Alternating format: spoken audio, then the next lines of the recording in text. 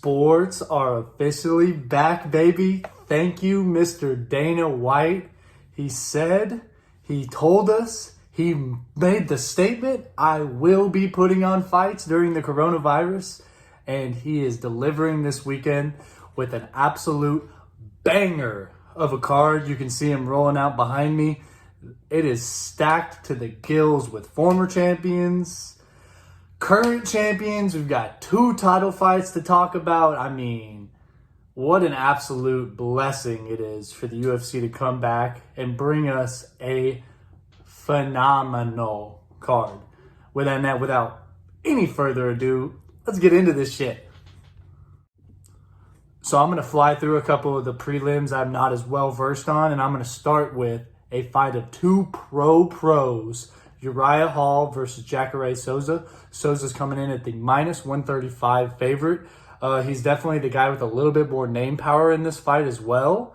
I think this is a contender eliminator bout, meaning that whoever loses this fight will no longer be considered at the top heat of the middleweight division, will no longer be pushing to challenge the Israel Adesanyas of the world, the Robert Whitakers of the world, but the winner of this fight will get to do exactly that. I expect a matchup with Robert Whitaker or some bigger name in the middleweight division for the winner of this fight. This is a statement fight for Gaethje Sosa or Uriah Hall, depending on whoever takes the victory, and I think it's going to be a fantastic bout.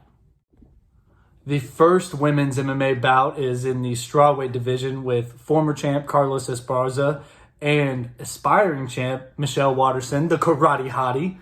Both of these girls are super, super high level, super, super technical. They fought some of the best in the world. Claudia Gadelha on Carlos Esperanza's record. Michelle Waterson's fought Joanna Jędrzejczyk. I mean, she's fought the who's who of the division. This is a contender fight as well. Whoever wins this fight will obviously be able to call out the winner of the Joanna fight, so Weili Zhang. I would imagine that we see some time off for Weili after this fight anyway, but if Michelle Waterson or Carlos Esperanza were to make a statement here, I think they are 100% next in line for that title fight. Next up, we got 2 oldies. We've got Alexei Olinsky, and Fabricio Verdum in a heavyweight matchup. Verdum is a minus 325 favorite. Verdum is coming off of a 2-year layover for a USADA violation in which he was taking in tainted supplements, steroids, blah, blah, blah, this, that, and the other. We know those Brazilians be up to some But anyway, on the fight, this is a battle of 2 of the greatest heavyweight grapplers of all time. I think anybody who isn't hoping for a grappling match is kind of selling themselves short. But Fabricio Verdum's head coach did come out and say that he will be looking for the knockout in round 1 as a minus 325 favorite. Maybe that's someplace you look if you're betting it. I would stay away from the betting angles on this one. And the last fight on the undercard is one of my personal favorites. It features two of my favorite fighters for sure. One of top 3 favorite fighters ever in Donald Cowboy Cerrone versus Anthony Pettis. Anthony Pettis is the minus 150, minus 135 favorite, depending on which book you go to. And we're going to call this the fight of losing streaks. Both of these guys carry a 5-fight losing streak between them. 3 for Donald Cerrone, 2 for Anthony Pettis. This is going to be a very tough matchup for both of these guys. High-level tacticianers on the feet, and also Brazilian Jiu-Jitsu black belts on the ground. I expect a super, super high-level contest here. I don't think either of these guys are going to put themselves in serious danger where they're going to get knocked out or submitted. Expect a 3-round hell of a fight. I didn't even want to cap this one. I wasn't feeling it. This one's cringy as fuck to me. But we got Yorgan de Castro versus Greg Hardy. Greg Hardy's a minus 205 favorite. We saw Greg Hardy get really kind of fucked up in a fight with Alexander Volkov where he was completely outclassed against a mixed martial artist that actually knows what he's doing.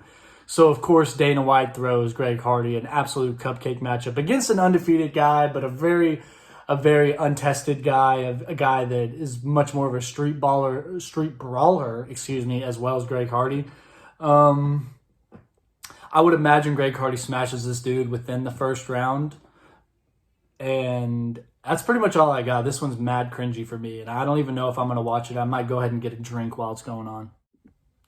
Poor Jeremy Stephens. The man misses weight, and he's now going to have to sacrifice 30% of his purse to Calvin Kattar. And what's even worse is Jeremy Stephens is seriously overmatched in this fight. Jeremy Stephens is a upstanding fighter. He's a guy who wants to get in your face and he wants to brawl. He wants to knock you out. But Calvin Kattar is, if he doesn't have the best hands in the division, he's top tier in that division. And Calvin Kattar throws absolute heaters. His fight with Zabit Magomed Khabib's training partner, I don't think that's a step back for him. I think that showcased his ability, and he's going to get right back on track after that loss here against Jeremy Stephens. I expect an early put out. And now we hit the first title fight of the night. Triple C, Mr. Henry Cejudo versus Mr. Layoff, Dominic Cruz. Henry Cejudo coming in as a -240 favorite. So there's a lot to unpack here. These are two of the most technical guys in the UFC. Henry Cejudo is a Olympic gold medalist, world champion wrestler, and has turned his striking into a absolute serious weapon, knocking out TJ Dillashaw in the first round. Nobody saw that coming. Took care of Miles Morales. Nobody saw that coming, as well as Demetrius Johnson. So Henry Cejudo is riding a wave of fantastic victories, but he's going against maybe the smartest guy in mixed martial arts in Dominic Cruz. Dominic Cruz is coming off of a 4-year layoff, mostly because of injuries, but realistically, he's the kind of guy that he's going to pick and choose his fights because he knows stylistically he has to be in a advantageous position for him to win because he's not knocking anybody out.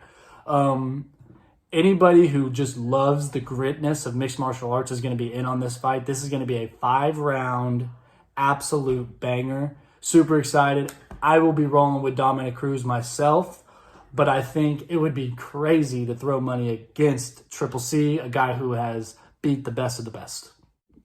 And now we on to the big boys. We're talking Francis Ngannou versus, I will try this name, Jairzinho Rozenstruik. Okay, I believe that's how you say it. I digress. Francis Ngannou is the -275 favorite, big-time favorite. This is a fight that I really think the UFC tailor-made for Francis to go out there and showcase his skills. Rozenstruik had an absolutely... It's not a brutal brawl with Alistair Overeem, but it was a 5-round match in which these heavyweights slung mitts at each other. So it will be interesting to see how he comes off of that fight. If I'm Francis, I knock out Rozenstruik in the first round, and then I call out John Jones immediately. I knock him out, and I call out John Jones because if I'm trying to make money in the heavyweight division, it's not losing to Stipe Miocic again, and it's sure as shit not getting wrestled to death by Daniel Cormier. It's fighting John Jones. And the main event of the evening, we've got Mr. hasn't been beaten in Lord knows how long, Tony Ferg on like a 9-10 fight UFC win streak versus Mr. knock you the F out, Justin Gaethje. This is a fight that MMA fans around the world are absolutely thrilled for. We obviously wanted Khabib and Tony, but we're going to just have to accept the fact that that's not going to happen. And we're going to get a salty interim title fight in the lightweight division. I spent a lot of time watching Justin Gaethje fight, and this is a guy that he wants to walk forward, he wants to get in your face, he wants to cause problems, he wants to hurt you. The problem is he's going against Tony Ferguson, who, as you can see behind me, he literally built that style. He's a guy that has never, ever walked backwards in his entire UFC career. He does not take a step back. He pushes the pace. And I see Justin Gaethje being absolutely unable to hold the center of the octagon. I'm going to take Ferg by submission round 3. He's going to bloody this man up. This fight's going to be gross. It's going to be ugly. But there's going to be one man standing at the end, and it's going to be Mr. Tony Ferguson. And I think he's going to do something we're not expecting, and he's going to call out Conor McGregor. Because if I'm Tony Ferguson, that's the money fight. That's an easier fight to win, number 1, and I get way paid, number 2. And at this point, the man's been an interim title holder for Lord knows how long. He's over it. So there you have it, guys. That's my UFC 249 quick preview. Hit all the fights. Leave a like, leave a comment down there, especially if you disagree. I want to hear it. Let me hear your hate. I want to taste your tears. But other than that, INT Rosey, out of here.